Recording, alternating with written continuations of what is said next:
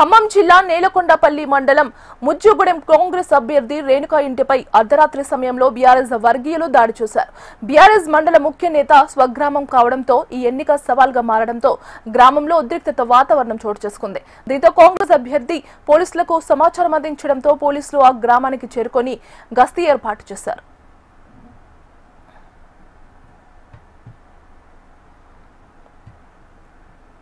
ఈ రోజు కాంగ్రెస్ పార్టీ తరఫున పోటీ చేయడం కొంతమందికి అవతల పార్టీ బీఆర్ఎస్ ఉన్నం బెమ్మయ్య మరి మండల అధ్యక్షుడై ఉండి ఇంత రాజకీయం తెలిసిన ఒక సామాన్య మాదిగోళ్ళు ఆయనకి సర్పంచ్కి వచ్చిన కాడ నుంచి కూడా మమ్మల్ని ఎన్నో ఇబ్బందులు పెడుతుండో ఇబ్బందులు పెట్టినా మేము కాంగ్రెస్ పార్టీ తరఫున ఏమాత్రం దడవకుండా మేము ఉన్నంతలో ఖచ్చితంగా కష్టపడుతున్నాం. ఎందుకంటే ఈరోజు ఈ పార్టీ న్యాయం చేస్తుంది కాబట్టి అదే చెప్పుకుంటూ మేము చేస్తాం. మరి ఇవాళ నువ్వు ఇంత వచ్చిన దానికి ఇవాళ అధ్యక్షుడై ఉండి నీకు అన్ని తెలిసి రాజకీయం తెలిసి మమ్మల్ని చంపటం వల్ల నీకు వచ్చేది ఏం లేదు. ఇవాళ ఎంత ఉండి కూడా నువ్వు మండల అధ్యక్షుడై ఉండి మమ్మల్ని సామాన్య మనుషుల్ని 20 మందిని తీసుకొచ్చి నువ్వు చంపడానికి కారణం ఏంది?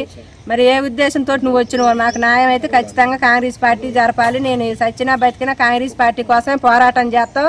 సీనన్న ఎంత కాడి తీసిపోతాడో ఆయనకి ఏ న్యాయం మాకే న్యాయం చేస్తాడో ఆయనకి మరి చేసినందుకు ఆయన ఏ ఉద్దేశంతో ఏ రూపాయలు ఉంచుతాడో మాకు ఖచ్చితంగా తెలియాలి. ఎందుకంటే మేము ఇవాళ ఏదో చేసిందని భయపడాల్సిన అవసరం లేదు.